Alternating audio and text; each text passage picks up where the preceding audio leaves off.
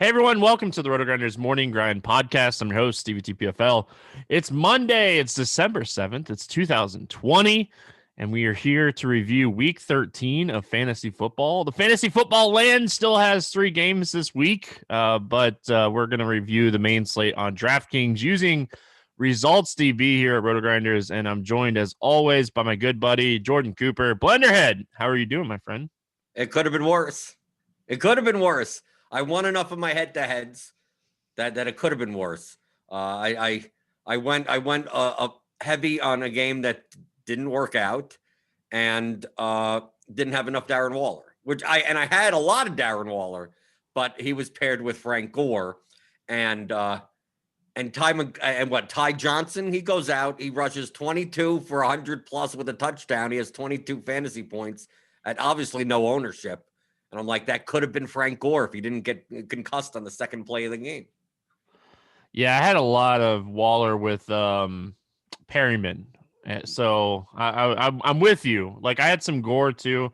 I had more Waller than expected when I was building, like looking through my builds and stuff, but I didn't have any Crowder. And like, that's a Stevie mistake, because I was really high on Crowder last week and I should have played him for the same reasons this week. But you know, that's what we do this, and we go back and we look at stuff. We always start with cash games, and we always start with our cash lineups. We didn't really chat before we got started. We never really do on this show because we like to talk about it on the show, but I'm guessing that we were really similar this week. I feel like my quarterback is not going to even be close to your quarterback. And I don't even think you're going to mention my quarterback when you go through the cash quarterbacks. So, Blender, what do you got for me this week in cash? Just kind of go over your build and kind of go over what you were thinking of going into the week.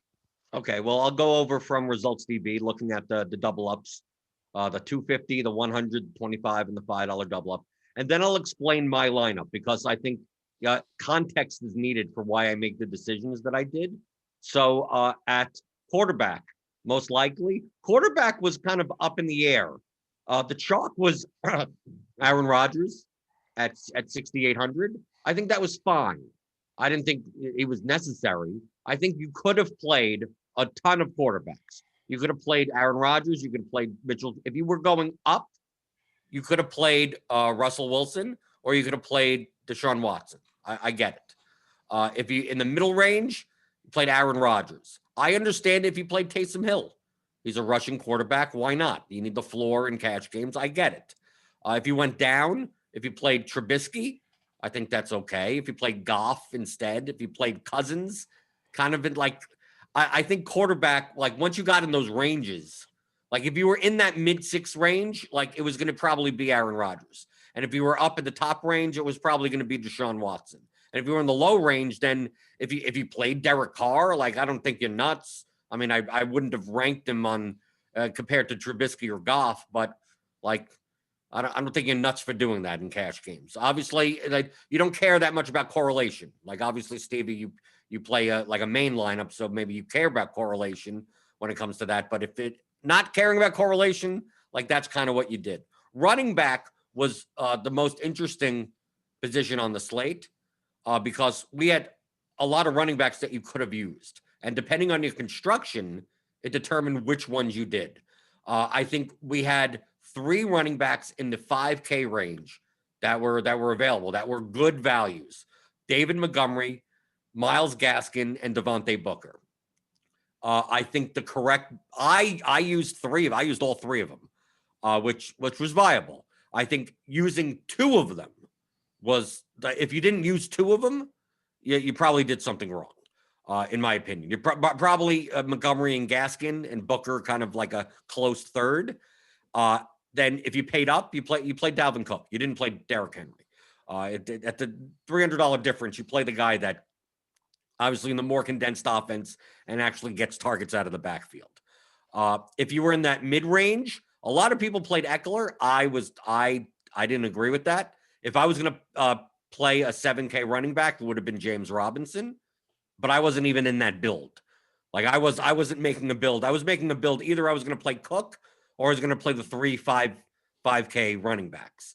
Outside of that, like no one else should have hit your cash lineup. I don't think I don't think you're playing a Chubb or a Carson or a Miles Sanders or Jonathan Taylor or an Aaron Jones. I don't think you're playing any of those guys for cash games at least. And then at the wide receiver slot, wide receiver was very condensed. I don't. There was not much wide receiver value this slate. You most definitely were putting in Brandon Cooks in your lineup with Will Fuller out. And I mean, even if Will Fuller was in, Brandon Cooks, probably a good play at 5,600 anyway. If you could have played Kiki QT if you were paying down. He was like the wide receiver value, quote unquote. If you played Mims going down at 4,100, I don't think you're nuts. I didn't. If you're going up, you played Devontae Adams. If you were in that mid range, you probably played a wide receiver from the Rams, either Kupp or Woods. I understand Allen Robinson or Michael Thomas in that kind of like high 6K, 7K range. Same for Thielen and Jefferson. If you were in that range and you needed a guy over there, like none of those, I wasn't in that build type, so I didn't play any of those guys. I played Kupp over Woods. But if you play Jefferson or Thielen or Robinson or Thomas, like I don't think you're nuts for that either. Outside of that, like that's what your wide receiver pool should have been. At tight end, if you were paying down, you're playing Anthony Firkser. He bailed us out at the last drive because it was going to be pretty weak going into that. He was not even on the field a lot of the time. If you wanted to play Jordan Akins instead of Anthony Firkser for 400 more, I get it. Outside of that, like you just paid up for Waller, but I don't think that was the correct build. And then at defense, if the chalk was the Seahawks, which I get against the Giants, if you paid down, probably played the Jets or the Falcons. If you didn't have enough money for the Seahawks, I could understand the Bears, even the Chargers to some extent, I get, but it's defense. So, whatever it is, it is. But in my lineup scored 150.74. I won more than half of my head-to-heads, and I cashed in a bunch of my higher stakes double ups, but not enough to be profitable. Like this lineup, and I didn't lose it all. That's why I said it could have been worse. So I had Deshaun Watson at quarterback. My running backs were Gaskin, Burkhardt, and Montgomery. My wide receivers were Adams, Kupp, and Cooks. Tight end Firkser.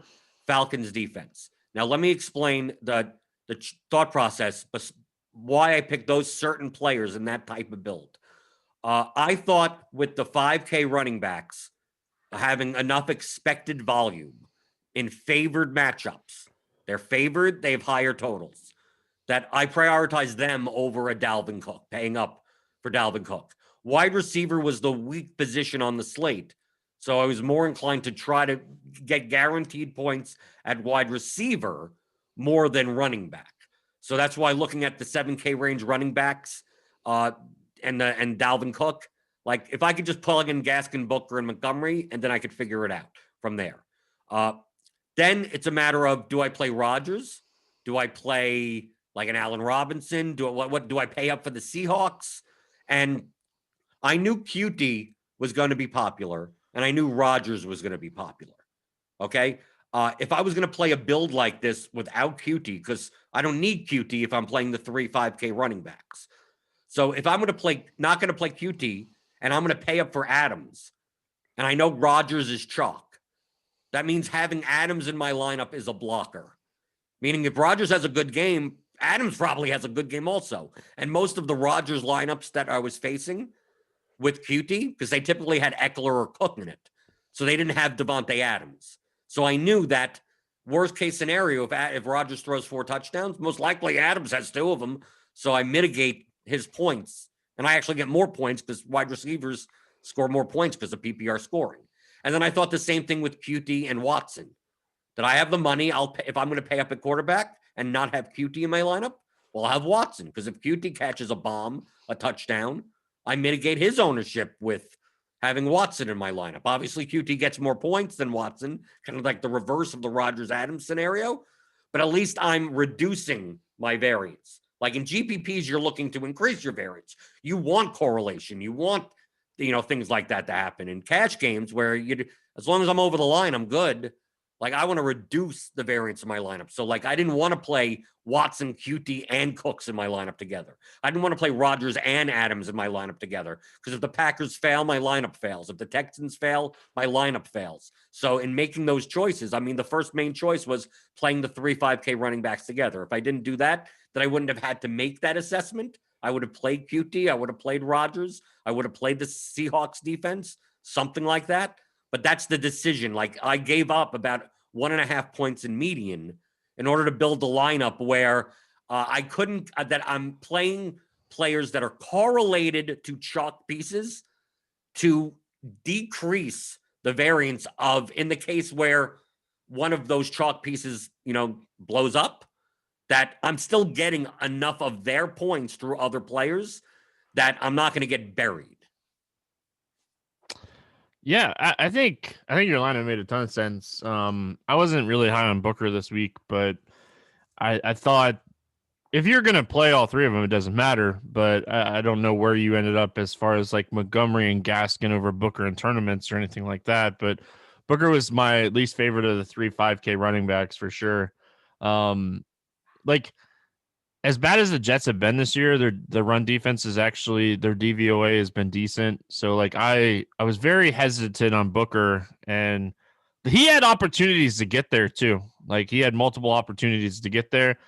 I agree with you. If you're paying up a running back, it was Dalvin Cook, not Derrick Henry. And like in tournaments, it's way different, and we'll get to that in a minute. But so my lineup scored 146.6. I won some 3-mans. I got crushed in double ups, and I got crushed in single entry tournaments because it was not even close this week. So luckily for me, I had a really good FanDuel lineup. So I lost, but I didn't lose as much as I probably should have this week. So I played Cam Newton at quarterback. I don't know why a lot of people didn't play more Cam. Like, I get like the pricing on Rodgers, and I get in cash games, but like even in tournaments, Cam was pretty low on this week. I was very high on that New England game, and like we didn't even get a second half, and Cam still put up 23.5. So I went Robinson, Eckler, Montgomery at running back this week. I went with a very different build than a lot of people. Then I had Cooper Kupp, Brandon Cooks, Michael Thomas as my wide receivers, which is, I don't think it's too crazy. I played Frickster. And then, like, I had the money for the Bears defense. Obviously, that did not work out, but defense doesn't matter. Like, if you look at, like, what everybody played in cash, and, like, if I play the Seahawks, I cash in some double ups because I was only, like, 3 or 4 points, but I like the Bears defense against Detroit, and like I'm not even second guessing it because it was defense. Eckler hurt, that game script hurt overall. But like Jordan, like looking at my team, I'm not mad about any of the decisions that I made. I feel like I got enough floor and ceiling throughout my team for a team that I like to build. Like, I played Cam by himself. I think he's one of the quarterbacks in the league that you can play by himself at any time. And I ran it back with Eckler on the other side. And then, like, I still got some of the chalk pieces in there with Kupp and Montgomery and Cooks, but I was able to get different with like Robinson and Michael Thomas at 7K was like ridiculously low owned. And like, even in the game that he doesn't score a touchdown, it's like, Michael Thomas is going to have 8 to 10 catches. So I don't think my lineup was crazy. I liked my build, and I like the fact that I didn't play Booker. Yeah, you had a very balanced build. I mean, you had a different build because you weren't going down to QT, and you were only playing one of the 5K running backs. So, like, just by the nature of your construction, it's going to be different, and it still has a high floor. So I listened to that lineup and I go, yeah, that makes sense. I mean, to me, the most frustrating player of the whole day was Myles Gaskin. He had 6 carries inside the 5-yard line. Oh my gosh. I'm a Dolphins fan, dude. I watched that game. It was just like, get in there. And like, he had a carry from like the 7, he got down to like the 2. And then they gave him two more carries. It's just like the only decision that I was debating pre-lock was, do I play Falcons defense with Adams and I think it was Gaskin instead of Thomas and Eckler? So that was kind of like the 3v3 I was debating. I couldn't like I was really close. Like if I had taken Thomas and Eckler out to getting to Adams with Booker, and I'm glad I didn't do that. Like it wasn't like No, anything it like, scored more points. Why wouldn't you? It actually scored what Eckler had 10 and yeah, Thomas had 22, right? right. Okay, so that's 32 points. Adams had 37 and Booker had 6. So that's No, that's your 43 combo points. scored more. It was like I was like $300 off of doing that combo is what I was getting at. So like I wasn't able to make that combo work with the correlation of Montgomery and the Bears defense. So like I could have, if I had played the Falcons defense, I could have done the 3v3, but I knew this build as like more of a balanced build was going to be enough to be different in single entries that I thought it had the floor for cash games too. And like I said, I won some 3-mans. It's just it wasn't it was 4 points off, 3.2 points off of most double ups. So like that's the weeks you just go, all right, I was on the wrong side, and you move on to the next week. Right. I mean, my lineup had a lot of run bad also. Watson, he has more than 200 yards in the first half, and I'm like, okay, he'll get the bonus. That doesn't happen. He fumbles on the last in the red zone in the last drive. Booker. The Jets get up to a lead, so it kind of takes Booker out of the game. Cooks gets a concussion. Supposedly, I mean, he had to go to the tent for the protocol for a quarter. I mean, Gaskin, obviously, Gaskin could have scored 30 points this slate, but he didn't.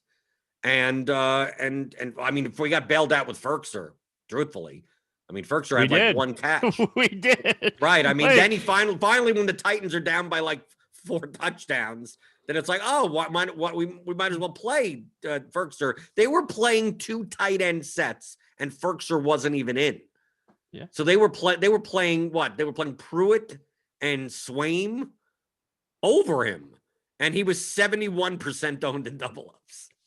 Yeah, like if you look through, so let's kind of switch gears here a little bit and look more at like what the field did, and like in the high stakes stuff. If you look at the 25, the 100, and the 25, like he was over 62% in all those double ups. He was under 50% in the lower stakes. But like if you look at some of these plays in the lower stakes, it's not like big difference. It's like Tanyan got a lot more ownership in the lower stakes, but it was really spread out still. Like Rudolph, Goddard, Hawkinson, Gasecki by like 1 to 2% on all these guys. And like I wouldn't have talked you off of playing any tight end this week, really, because if you weren't going to pay up for Waller, tight end is a tight end position. And like Ferkster, he made it so easy when Jonnu got ruled out. 2,500 for a tight end in a game that's supposed to be one of the highest scoring games on the weekend, and it ended up being the highest scoring game on the weekend. Like we take that 10 out of 10 times in cash games. Right. I mean, I think the point is not Ferkser himself. It's just a matter of tight end outside of Waller wasn't a worthwhile position to spend money on. So if you saved money there, whatever you landed on, I can't blame you for. So obviously Ferkser was the minimum. So that's the most amount of money you could save by playing 2,500 for him. But like I said, if you played Akins or Tanyan or Rudolph or insert any punt tight end you want. Like whichever one if you saved money there, it was for the construction. And if you paid up, you played Waller. So the difference between the $3,500 range and a $2,500 tight end, the $1,000 for projection wise doesn't really give you anything. So like if you were prioritizing Tanyan over Ferkser for whatever reason, like I think that's wrong. But if you filled out the rest of your lineup being like, well, I have this amount of money left for tight end and I'm good, I'm like, okay, go do it. But I mean, really, it's because I viewed it the same way as defense, right? I played the Falcons defense. Well, why didn't you play the Seahawks defense? Because why do I need the $1,000? What do I need the $1,000 somewhere? I mean, like defense is defense. Who cares? I mean, wherever I land on. Of course, I played the Falcons at 2,400. Do you know what other defense was 2,400? The Jets. No, the Patriots. Oh, jeez. 30 points. I know. But I mean, why wouldn't I play the Falcons against Taysom Hill versus playing the Patriots against Justin Herbert? So, I mean, the Falcons rejected better. So, I mean, like at that point, I'm just going to play whatever defense projects better at that price than go like, well, instead of playing the Falcons, I'm going to expect the Patriots to completely shut out Justin Herbert and get 2 touchdowns in the process. Like the Jets were in that range. Derek Carr was going to throw more. Like I think they were viable. Detroit was in that range against Trubisky. Like there was options in that range. It's just that what a New England game, man. Like so tilting. Like I was so heavy on that game in tournaments. But so I went through the $25 double up. And I was looking at some of the teams like Waller. In that double up was about 5% owned. So I was looking at some of the teams with Waller, and a lot of the teams with Waller had both Cooks and Kuti like together. So like that's how they freed it up, I guess. They didn't like a lot of them had 2 cheap running backs with the 2 Houston wide receivers. And like you can't even hate on that build. Like I feel like there was 5 or 6 viable cheap options between the positions this week that you could play, and if you ended up on like 3 or 4 of them, like you probably were close to a solid build. And like if you didn't want to pay down at tight end and you wanted to play Waller, like can't ever hate on that because there was so much value elsewhere. And like, would we be having the same conversation if he didn't put up 48 fantasy points? Probably not, but. Like, look at all the sharp people's lineups. Like, sharp cash players did not play Waller this week, and I think that's the thing that you really got to look at here. Right, and the same thing that like a lot of sharp players played at least 2 of the 5K running backs. So like 2 of the 5K running backs and Eckler, 2 of the 5K running backs and Cook, 2 of the 5K running backs and Robinson. I mean, like it was or all 3 of them, like or something like that.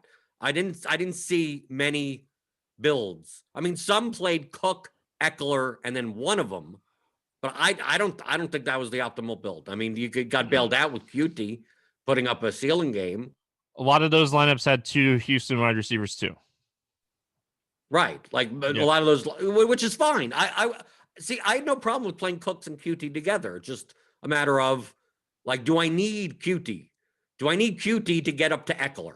Like, no. Like what the difference between Eckler and Booker? I was like what am I paying? I think the thing about Eckler, people take these 1-game sample sizes like they're ridiculous.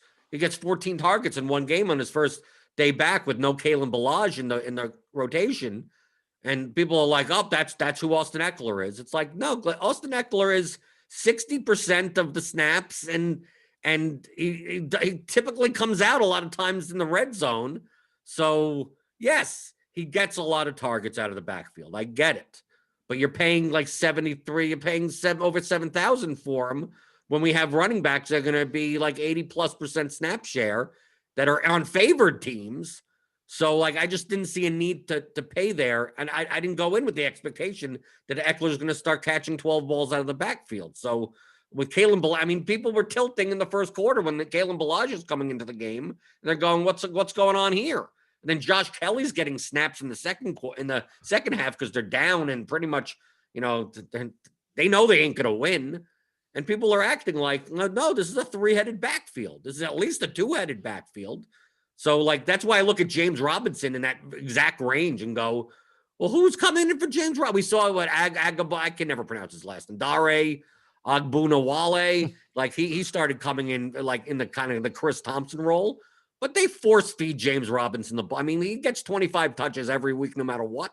And we're still all stubborn because he plays for the Jaguars and they're always like a low implied total multi-touchdown underdog. That's like, well, how do we play James Robinson? His touchdown equity is so low. Like, but if he's going to get the ball 25 times, then and not just 25 rushes. He's getting 25 with 5 targets. That's why people are laughing at Frank Gore. Like he was 4,400. I played a bunch of them in GPP. And if you played Frank Gore in cash at 4,400, based on it, he had a 62-yard rushing prop for 4,400. So, like, I know it's old man Gore, but I mean, the Jets run the ball at one of the heaviest rates in the league, even though they lose. And he does get 2, 3, 4 targets out of the backfield. If it wasn't for the fact that he got injured on the second play of the game, like that could have easily worked out. So, like, when it comes to running backs, I care more about volume than I care about than like, does he get like high quality touches? Like, I don't want to have to rely on efficiency. Oh, this guy's only going to see 12 touches, and I hope he gets into the end zone in one of them, and I'm paying 6,500 for him. Like, I don't like those types of guys. I like the guys where I look at the box score and I see 20s. I see between targets and carries, I see 20. How cheap can I get those? How much do I have to spend on them? Like, Dalvin Cook's touched the ball 40 times. Just right? Crazy. In overtime. But that's worth paying 9,500 for. But he also ran bad as well. Right? He got stuffed on the goal line. He fumbled on the goal line. Dalvin Cook could have put up a 40-point game. He ended up putting up 26. So it wasn't like ultimately necessary if you didn't have him. I don't think there was any running back that was like necessary. Maybe Montgomery for his price. Maybe. I mean, to me, the necessary piece on the slate was Waller in the tight end slot, because you only get one tight end slot. If you don't have the 48 points in your tight end slot, I can't possibly see. I haven't checked to see if any GPP winners. I would be interested. I may look at that after the show and see. What was the highest placing lineup in like the Millie that didn't have Waller, and how many points behind? Because like the next scoring, if I go to tight end on this slate, I mean, tight end on this slate, like Gesicki had 23.8. Okay. So the difference between the number one scoring tight end and the second highest scoring tight end was 25 points. Like, you can't make that up elsewhere. That's like having an extra slot in your lineup. So I would have to assume that the first lineup in GPP in the Millie or something that doesn't have Waller probably is the Patriots defense. Like, that's like the only way that could happen, right? Corey Davis too. And Corey Davis as well. I think if you had all three, I know the guy that won the spy, or guy or girl that won the spy, did not have the Patriots defense. It had the Packers defense. Okay, well, the spy is a single entry, 4,000, 5,000. Still scored like 239 points from what I remember this morning. That's still a high score. Yeah, it was Waller, it was T.Y. Hilton, it was Corey Davis. It was a very interesting, it was a onesie team. Like, it was interesting because he played the person that won those. I guess we'll get into tournaments now since we're starting to talk about it anyway. We're pretty much doing cash games anyway. But the winner of the spy, $100 single entry, 100K to first, had Phillip Rivers with T.Y. Hilton and no Houston players. So it was very, very interesting. I just saw your face. I wanted to see your face. Because that's what I did. Like, I made Rivers lineups to correlate with QT and Cooks. But I mean, I purposely, how do I play these Texans guys as one-offs as chalk? It's like, let me correlate them to Hilton, Pittman, Rivers, play a Rivers stack, do something like that. So it seems really odd that like QT wouldn't be in that line, because QT put up 25 points for 3,500. So as a value play, he was like one of the top on the slate. So it's kind of weird to see a spy lineup where it's just like, nope, I'm just going to single stack Rivers and Hilton against and not even have the chalk side on the other side. Yeah, like it had Corey Davis and Waller and Jefferson and Montgomery, but it was a Rivers correlated with T.Y. Hilton, and then it didn't have any other correlation whatsoever. Like, yeah, if you pick right, I guess you're good. I mean, like, that's it. Hey, there are plenty more lineups. When people look at these winners where it's like it's just mishmash, understand that there are more of those lineups in contests. So, like, when people say, well, it's more, by adding correlation and leverage into your lineups, it increases the probability it increases your variance. So it increases your probability at winning first place. It doesn't mean that like you're guaranteed for it. I mean, it just, the difference between your lineup and a mishmash lineup could be a difference of like 5% difference. That's about it. 5%, 7%, something. But would you want a 5 to 7% better chance of winning? Of course you will. But if you take a look at the lineups that are in the download the CSV, you'll find like more than half of the lineups in the contest are mishmash lineups, or lineups that maybe have a quarterback to wide receiver, and then everything else is just people playing, 3 wide receivers with no quarterback, and they could play, the defenses and running backs against each other, that's majority of the lineups. So if you take a field size of 200,000 entries, and 100,000 of them are uncorrelated messes, and just mishmash garbage, right? Which is still fine. If you could pick all 9 slots and hit your 9-legged parlay with all the 9, fine, God bless you if you can. But you're not gonna. It's never the same person. Like people, this person won with it. Yeah, but it's not the. That's the only time they've ever won a GPP, because you can't replicate that by I'm going to be able to pick the same 9 exact one-offs to get a 270 point score. But you can replicate having correlated and leveraged lineups that increase your win probability and therefore more likely to win, but you're still going up against 200,000 entries. So, I mean, increasing your win equity by 5% is still marginal. And you still probably need to win the milli. You're going to need like 50 lifetimes to realize that EV. So, but you're going to see in the process of, winning lineup is looks like a mess of crap. And it's like, yeah, well, because most of the lineups are, I mean, that's what most of the lineups look like in those contests. But then when you go to smaller field stuff, you go and play in a 200-man, $1,500, $3,000 contest. It's mostly going to be sharper players, and you're more likely to see 3+2s and game stacks and all that type of stuff in there. Why? Because 90% of the lineups are that. So what you're going to see it more often, because that's what the lineup construction is going to be. So I just wanted to highlight that this is what I always say in Discord. If you're a premium member, you could catch me in there all the time, that it's better to study profitable players than winning lineups. Don't study the winning lineup of the Millie Maker. Who knows? Why did they choose this guy? They like the color of the shoes. So we don't know, right? But you want to look at profitable players and look and see, you want to look at, John, Squirrel Patrol. You want to look at Dave Potts. Cheese is good. You want to take a look at me, Kirk Dees. Guy going to the $9 slant. And a lot of times, we're putting in 100 entries, something like that. And take a look. How did they build their lineups? Regardless if they won or lost. So you look at that, because that's a replicatable process and it's profitable. I mean, you're studying profitable players. Did they win on this current slate? No. But if you had the choice of trading your results with their results, you'd do it every single time, right? On a long-term basis, not on that specific week. But it's like, would you like to have the last 5 years of my play or your own play? Well, you're going to choose mine. You can probably choose mine. I'm highly profitable. So don't you want to, that's how you're supposed to study and not worry about because that's what I'll get. Because Stevie, this is what I get every week, some garbage lineup wins. And I'm not calling the lineup in and of itself garbage, but how do you replicate a process where you have to get all 9 one-offs right and just how do you do it? You can't there's no correlation to that. You just have to just cover your eyes and I mean there's no skill in doing that. I mean, so to me, there's nothing to learn from it. Say you look at the Millie Maker from this week, right? The player that won the Millie Maker this week had one entry, won $1 million, one entry.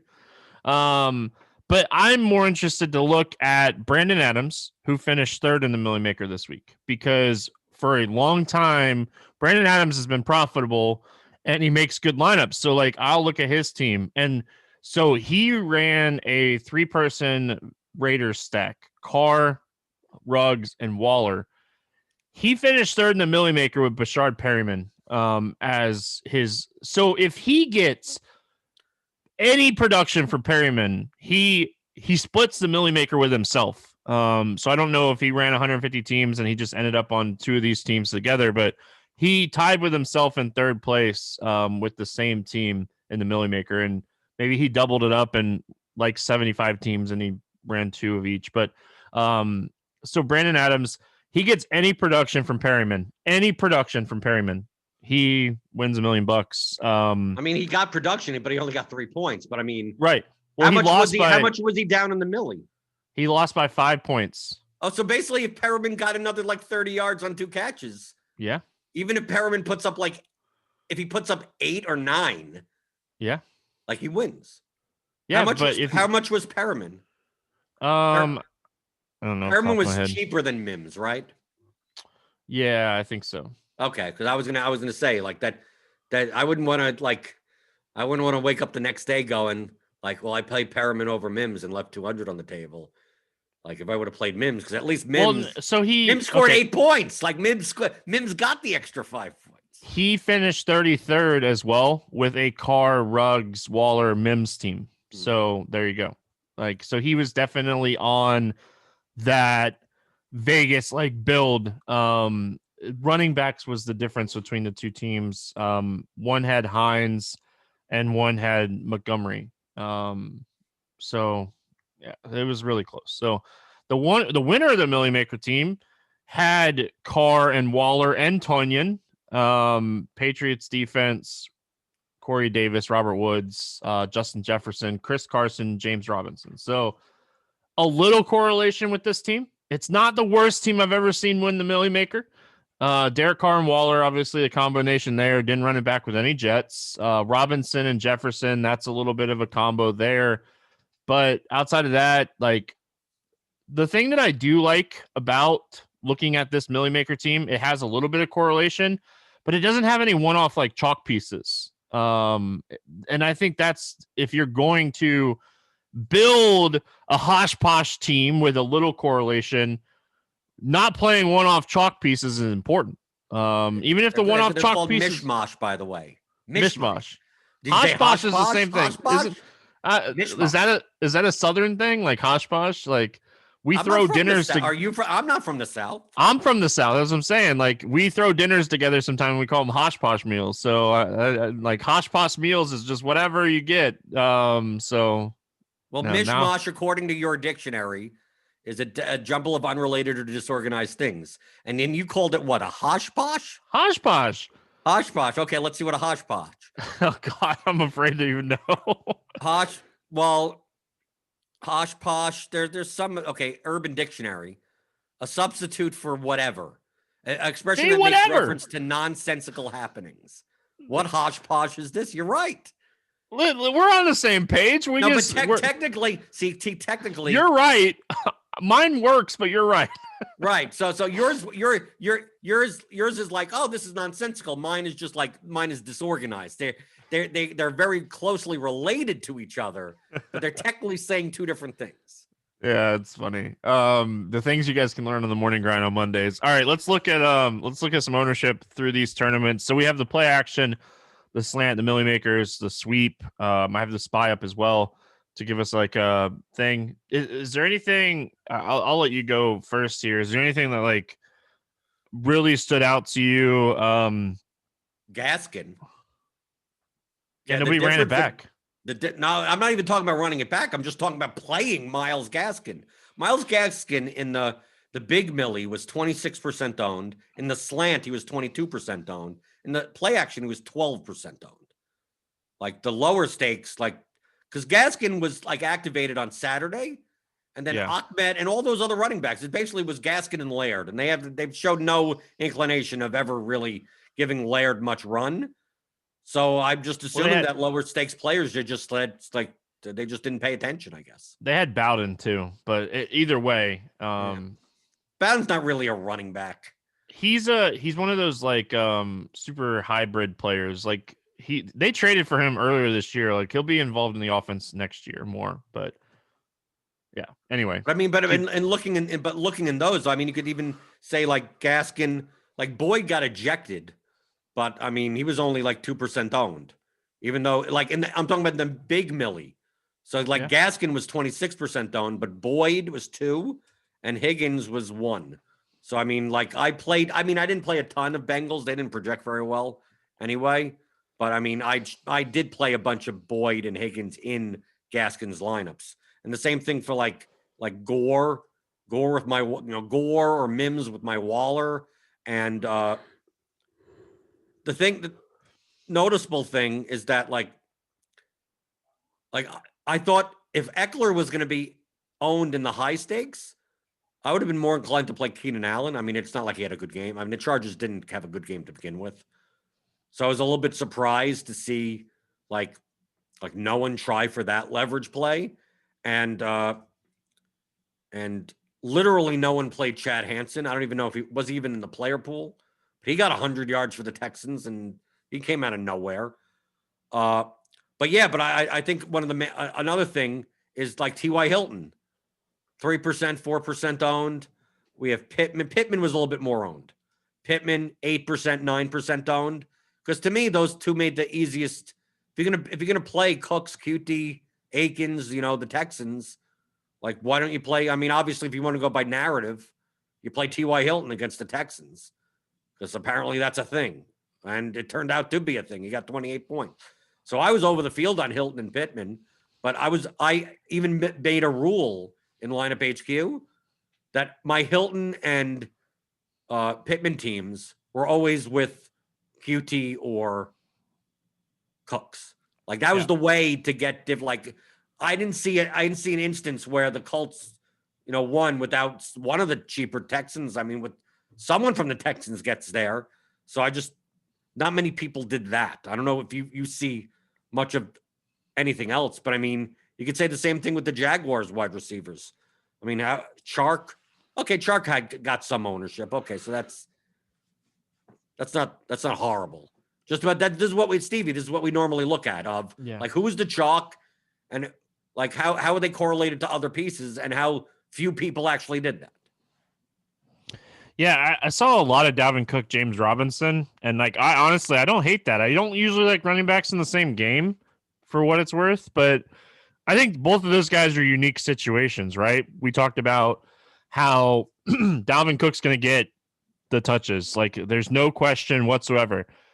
Robinson's the same kind of guy. He's going to get catches. He's going to get touches. He's going to get goal line carries. So, I didn't hate that correlation. I saw a lot of people run Thielen and Jefferson with Robinson. I think that was a good correlation to get off of Cook. I saw some Kyle Rudolph. Kyle Rudolph scored 0 points. Whatever. We're looking at how did I get off of Dalvin Cook and build a solid lineup with the team that had the highest implied total. Minnesota had the highest implied total. We talk about Vegas all the time. So I thought that was super interesting. Gaskin, okay, so I did see a lot of Gaskin without Cincinnati, but I did see a lot of Gaskin with Miami's defense, and I think that was a very fine correlation. You had the money. It wasn't like the money was an issue. The thing that I think stood out to me the most this week when I was looking through this morning was David Montgomery was massive chalk. I know what you're going to say. I know the I'm Bears looking at defense. It right now. The Bears defense was not chalky at all. And everybody played, and David Montgomery got there. He scored 27 fantasy points. He was in a great spot. He was one of my favorite plays this week. But where did everybody go? Where did everybody go? A lot of my David Montgomery was with the Bears defense. So it didn't work out for me. A lot of my Montgomery was with the Bears defense. I had some Hawkinson mixed in there. Marvin Jones, 28.6 points. 1% owned. Jones. How is he 1% owned? If you just followed the guideline of, all right, I'm playing Montgomery, I need a run back, and you would have ended up on Marvin Jones. Galladay's out. You would have ended up on Marvin Jones. And it's just man, what are people doing? It's crazy, I had plenty. man. I had 10%. I think I had 10% too. Right. I mean, but we say this every week. If I'm going to play a chalk piece in my GPP builds, especially large field, I don't want to play them as one-offs, just by themselves. So that doesn't necessarily mean I have to play them in a stack. So if I look at Brandon Cooks, it's not I don't want to play him in a one-off, so that means I have to play Watson, Cooks, QT. No, I can play Cooks, with Hilton. Yeah. And Hilton's low ownership at 3% that tied together, I'm fine now. So the same thing with David Montgomery. Oh, David Montgomery's chalk. Like how do you correlate? Like just play him with Marvin Jones, play him with TJ Hawkinson. And now you're going to have 80% of David Montgomery lineups that are him by himself. But now you're competing with the 20%. If your correlated piece works out, you bypass all of those other David Montgomery lineups. So, I mean, that's the biggest way. You have to look at all these places to get correlation and leverage, where instead of thinking in terms of this guy's chalk, because you can think in two ways. This guy's chalk, I got to fade him. Like that's too simplistic because you're thinking in terms of players and not lineups. Always think in terms of full lineups. So you could play, Dalvin Cook's chalk, I'm going to fade him and play Derrick Henry. Like, I guess you can do that. But the second tier of thinking is Dalvin Cook is chalk, I'm going to play Adam Thielen, someone that is negatively correlated with the player. Okay, that's fine. Now we're moving. Now we're moving somewhere, right? If you're not going to play David Montgomery, you go, well, why don't I play Allen Robinson? Oh, okay. You're playing the negatively correlated piece. I get it. But you could also do the opposite of how do I play the chalk and then just like, well, I'll play Marvin Jones with him in that lineup. So now the lineup is contrarian even with a chalk piece. So never think in terms. This is why I constantly say in Discord, on Twitter, is that it's lineups, not players. So if you're thinking like, oh, how do I play Brandon Cooks? How do I play a chalk Devontae Adams? Like, well, you can just play him with Jalen Reagor, play him with an Eagles piece in that lineup. And now you're good because now you're getting leverage because you're playing like a 2% owned guy on the other side. And then you can figure out the rest of your lineup from there. So it's not just a matter of fade the chalk, play the chalk. It's how does a lineup with this piece of chalk look like for this type of contest? If you're playing a 200-person contest, like, do you have to get nuts? You could have played David Montgomery. You could okay, fine, David Montgomery. I don't have to play Marvin Jones with them. It's only a 200-man contest. I'm going to get a little bit different here, and I'm good. But if you're playing a 100,000-person contest, like I don't want to play, Brandon Cooks as a one-off, David Montgomery as a one-off. I don't want to play these high-priced guys. So I have to find a way. Oh, if I play a Rivers Hilton stack with Cooks as a run back, that now the lineup has enough leverage, and I'm still playing the chalk piece. So always think in terms of lineups and not specific players when you're playing DFS. And this extends to every sport. We're going to get into basketball. Hey, Stevie, you know how often, we've talked about in basketball where everyone's playing, someone's out and everyone's playing one team and then no one plays the opposite team against them. Right. And then like the game goes over and I'm sitting here going, well, I came in fourth place in some GPP with this lineup with two players that are 2% owned across from the chalk team. And I'm wondering why people aren't doing it. Basketball lineups are so uncorrelated.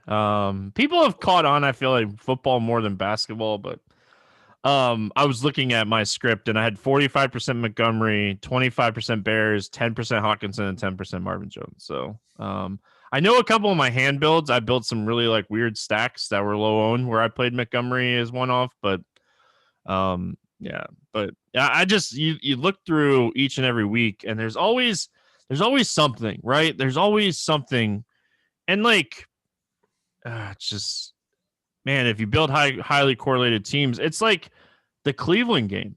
Like, what was Jarvis Landry? He was less than 7, 8, 9% owned in a game that was going to end. Baker Mayfield. Like, a lot of people played the Tennessee side of the game, but like Baker Mayfield was like 1% owned. And like if you weren't going to play a lot of Henry, or if you were going to play a lot of Henry, you could have easily correlated Henry with Baker Mayfield and Jarvis Landry. Would you? I think that's what people did, and they got burned because Henry was hard. I mean, Henry. I know that. I'm just saying though. You look at like some of these pieces. I saw a lot of Corey Davis. I think that was good. Pivoting off of Henry to Corey Davis was a fantastic move.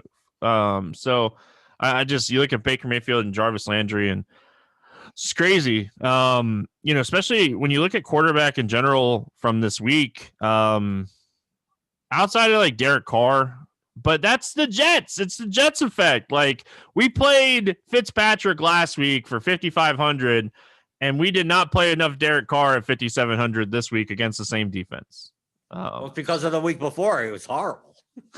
Well, you got to have a short memory in DFS. Well, that's why I say about the 1 game sample size. It's just a matter of like, oh, Eckler has 14 catches last week. Oh, we got to play him. Oh, Carr, the Raiders looked horrible. Can't play him. Right? We all played Darren Waller last week, right? And they're horrible this week. He's Darren Waller. He got 200 yards receiving. With no Kelsey on the slate. It's just so. Was there anything else that really like stood out to you when you were kind of going through tournaments this week? Saw a lot of Frickster by himself this week. I feel like if you were going to play the cheap chalk tight end, you probably should have paired him with somebody on the Cleveland side. I mean, you're punting at tight end. You're when you're playing cheap tight ends, you're playing for a slate where the tight end position doesn't matter. Essentially, where like the highest scoring tight end is 14, and if you get 9, you're fine. Like one of those types. It's like it turned out it wasn't that type of slate. It was not. I mean, but that is the reasoning behind punting. Like you're punting there if you get 10 points. Like it may not matter. Your tight end 1 on the slate could be low, but when tight end 1 on the slate is 48 points, like becomes necessary. Yeah, like I get what you're saying on that too. I think he wasn't like fully correlated for me either. So you looked at tight end as a whole, and you're like, man, if Waller doesn't go off, I don't think any other tight end is going to get over 20. Especially with like Tua back. We did not expect Tua to go out there and just pepper Gasecki. Because it again, as like a Dolphins fan, he hasn't really done that yet. So it was a weird slate, man. You had Goddard, but you had Ertz come back, and it was just the Philly offense right now looks so awful. Like I played a lot of Miles Sanders, and like thinking back is like, man, that offense is so bad. Why did I play so much Sanders? They were playing Jordan Howard. What is going on? I know. What are you doing? And I just saw on Twitter while we're recording the Jets fired Williams. Yeah, defensive coordinator. That last play, that had to have been on purpose. Well, yeah, you're trying to lose, right? You want Trevor Lawrence. Lawrence. What I'm saying. Like, how with 13 seconds left and no timeouts, down, you're up by 4, like, and they're on the 50-yard line. Like, how are you playing cover 0? Like, I understand. Fine, you want to blitz Carr. Fine, I still think you play prevent no matter what. But maybe you blitz Carr, but you don't blitz Carr with no safety.